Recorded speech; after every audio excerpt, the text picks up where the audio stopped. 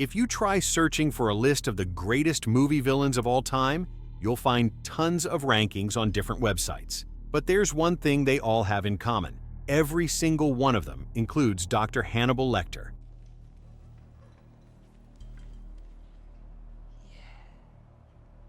That was good. Anthony Hopkins played this character so well that many people consider him the best villain ever. A census taker once tried to test me. I ate his liver with some fava beans and a nice Chianti.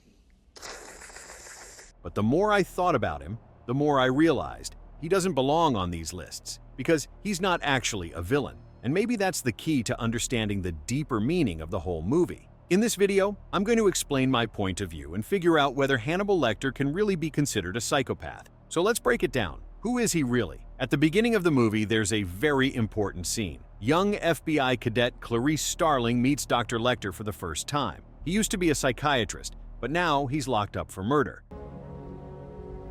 Good morning.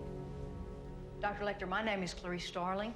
On her way out, she passes by other inmates, including a guy named Miggs. He's clearly unstable and acts in a disgusting way. Look at the blood! Gotcha! Hannibal's whole demeanor changes in that moment. He calls Clarice back and suddenly offers to help her. Agent Starling! Agent Starling! How would not have had that happen to you? Discourtesy is unspeakably ugly to me. Then, the next morning, we find out that he whispered something to Miggs, and Miggs took his own life. Sir? Miggs is dead. The orderly heard Lecter whispering to him all afternoon and Miggs crying. They found him at bed check. He'd swallowed his own tongue. Why is this scene so important? How does it move the plot forward? And why does Miggs even need to be in the movie? At first glance, you could remove this whole part, and the story wouldn't really change. But in reality, this moment plays a key role. Let's make it fun. Drop your theories in the comments, and later in the video, I'll tell you mine. Let's see if we think the same way. Before I explain why I don't see Lecter as a villain, I need to make one thing clear. I'm not justifying his actions. He's a true monster, and what he does is horrific. But let's be honest, there's something about him that we can't help but admire. In The Silence of the Lambs, Hannibal Lecter actually comes across as likable, despite being the obvious bad guy. So first, let's figure out what kind of personality disorder he actually has. The first thing that comes to mind, he's a psychopath. That's what most people say in their reviews. But is that really true? Well, kind of. If you've looked into this topic before, you probably know that psychopath isn't a term that's used as much in modern psychiatry. Instead, professionals prefer more precise labels for different disorders. For example, instead of psychopathy, they usually refer to antisocial personality disorder. Like many people with psychopathic traits, Lecter quickly gets bored. Garden variety manic depressive. Tedious. Very tedious. And is always looking for new thrills. I thought you might enjoy the challenge. Find out if you're smarter than the person I'm looking for. For example, he knew the name of the killer, Buffalo Bill, that the FBI was desperately trying to track down, but he wasn't in a hurry to reveal it. All good things to those who wait. In another instance, he doesn't give direct answers about the serial killer known as Red Dragon, speaking in riddles and offering only vague hints. You looked but didn't see. Bullshit! No riddles. Just tell me. No. For Lecter, it's the process of the investigation that matters most, an intellectual game where he can show off his wit. He wants to teach, but believes only those who are worthy should be taught. Look for a military record with combat training. Look for extensive tattooing and corrective surgery, most likely to the face. People with strong psychopathic traits are so driven to get what they want that even when they know there's a risk, they still go for it. They have no fear to hold them back. Hannibal doesn't feel guilt or remorse. He has no qualms about the innocent people he's killed. This is tied to his psychological makeup. He fully justifies his actions, believing he has the right to do whatever he wants. When he sought revenge for his sister, it made sense. His motive was hate and a desire for retribution. But later, he continued to kill, even though it wasn't out of revenge anymore. He took lives over things he personally believed deserved punishment. For example, he drove an inmate to suicide for inappropriate behavior. Sir? Miggs is dead. They found him at bed check. He'd swallowed his own tongue. Killed a musician for playing the flute badly, and dealt with 2 cops for being rude and disrespectful. Son of a bitch demanded a second dinner. Lamb chop.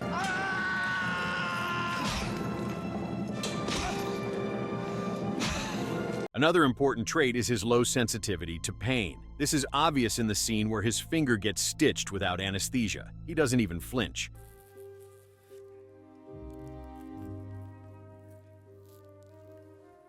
Or when Will Graham stabs him with arrows, Lecter doesn't make a sound. His face barely changes. And just a few seconds later, he's smiling and ready to keep fighting. Hannibal has incredible self-control. He stays calm, even in the most extreme situations. For an EKG, when the nurse leaned over him, he did this to her. His pulse never got above 85. When a normal person's heart would be racing from adrenaline, Lecter remains completely composed. One of the most telling moments is when Hannibal is tested on a lie detector after the murder of the butcher. He managed to pass the test without any issues, even though the machine detects the slightest changes in heart rate and blood pressure. This shows his absolute self-control. From all of this, you might quickly conclude that Lecter is a classic psychopath, but it's not that simple. There are aspects of his behavior that aren't typical for psychopaths. For example, his cell is decorated with detailed drawings. Did you do all these drawings, Doctor? Memory agent, Starling, is what I have instead of a view. Which suggests a rich inner world. Psychopaths generally don't have deep emotional experiences, but Hannibal does. That is the Duomo scene from the Belvedere. Do you know, Florence? The same goes for his love of classical music, which is closely tied to emotions.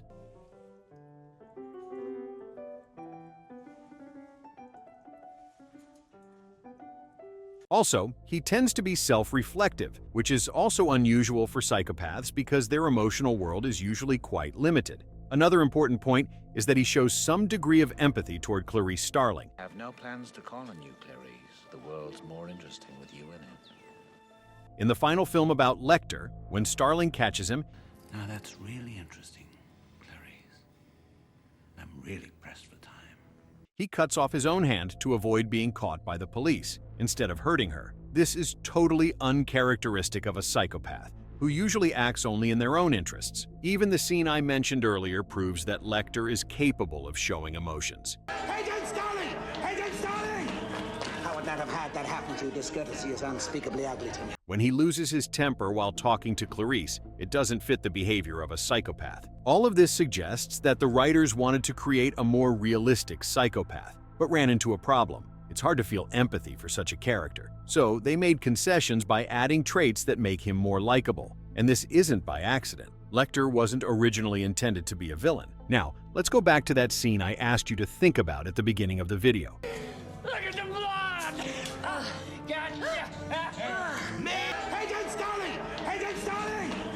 I would not have had that happen to you. Discourtesy is unspeakably ugly to me. This moment in the film is a classic storytelling technique known as Save the Cat. The term was coined by Hollywood screenwriter Blake Snyder in his book Save the Cat, and refers to a scene where a character performs a small but positive act. The purpose of this is to make the audience feel sympathy for the character, even if they are morally complex. In Hannibal's case, this technique is used twice. First, when he loses his temper due to Miggs' inappropriate behavior, and later takes revenge. This moment highlights that, despite his crimes, Lecter condemns low and immoral actions. Second, in the scene where Clarice visits him, he immediately offers her a towel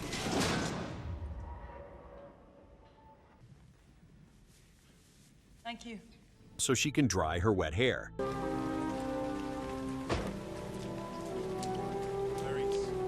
This again creates the save the cat effect, making Lecter seem more human and relatable to the audience. All these moments point to one thing: Hannibal Lecter wasn't meant to be a villain. So, what is a villain in film? A villain is a character who plays the antagonist, opposing the protagonist. They pursue selfish goals, acting against the interests of others or society as a whole. But does Lecter oppose Clarice? No, on the contrary, he helps her.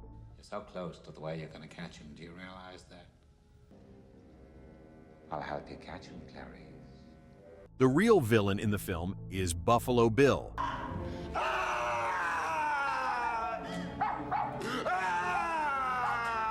Moreover, if you take a closer look at the other characters, it becomes clear that they don't evoke sympathy either. Dr. Chilton is a sadist who tortures Hannibal. What happened to your drawings? Punishment, you see, for Miggs. Just like that gospel program. When you leave, they'll turn the volume way up. Dr. Chilton does enjoy his petty torments. and views him as research material. So rare to capture one alive. From a research point of view, Lecter is our most prized asset. Jack Crawford uses Clarice for his own purposes, Jack Crawford sent a trainee to me. Yes, I'm a student. and may even have personal feelings for her. Thank you, Mr. Crawford.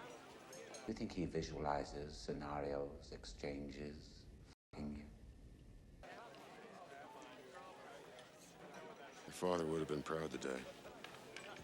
The police officers act rude and provocatively, Son of a bitch demanded a second dinner. Lamb chops, extra rare.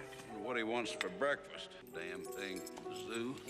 Therefore, Hannibal Lecter is not a villain, but rather an anti-hero. An anti-hero is a character who lacks the traditional heroic qualities, but still plays a central role in the story. They have significant flaws, but their actions still capture the audience's interest and understanding. So if Lecter is an anti-hero, what is the overall point of the film? The answer to this question will help us uncover the true meaning of the Silence of the Lambs. Hannibal Lecter is a character who goes beyond traditional morality and societal norms. This is why he's able to see the truth and expose the hypocrisy of the world around him. He's like a scanner. Do you know what you look like to me with your good bag and your cheap shoes? You look like a rube. He reads people and uncovers their true motives. Only dream of getting out, getting anywhere, getting all the way to the apple pie. Clarice Starling is not driven by the desire to save Buffalo Bill's victims. That's just the surface motive. In reality, she wants to silence her own psychological trauma. You still wake up sometimes, don't you? You wake up in the dark and hear the screaming of the lamb. To make the lambs be quiet. And you think if you save poor Catherine, you could make them stop, don't you? You think if Catherine lives, you won't wake up in the dark ever again. Jack Crawford is pursuing career goals. For the sake of a high-profile case, he's willing to risk the life of an inexperienced trainee, manipulate, and deceive. Dr. Chilton is a hidden sadist who tortures his patients not out of scientific curiosity, but for his own pleasure. Hannibal shows that society is filled with selfishness, hypocrisy, and cruelty. This applies not just to the characters in the movie, but to the real world as well. We tell children stories about cute animals, and then we serve them for dinner. Son of a bitch demanded a second dinner. Lamb chop. What became of your lamb, Clarice? In fairy tales, the main characters are often bears, rabbits, and tigers. But in real life, we keep them in cages What he wants for breakfast. Damn thing. Zoo. and use them for our own purposes. Buffalo Bill literally makes clothing out of people, This one likes to skin his humps. and that seems monstrous. But how is this different from the mass production of leather and fur? So why is Hannibal unpunished? He doesn't fit the role of a classic villain. Unlike Buffalo Bill, he's not the source of chaos and evil in the story. Also, he doesn't fit the traditional image of a psychopath. The writers deliberately softened his character, adding sophistication, intelligence, and even a certain level of empathy. This was done to make the audience feel sympathy for him, even without realizing it. That's why, in the end, he escapes, remains free, and even gets something like a happy ending, unlike the true villain Buffalo Bill.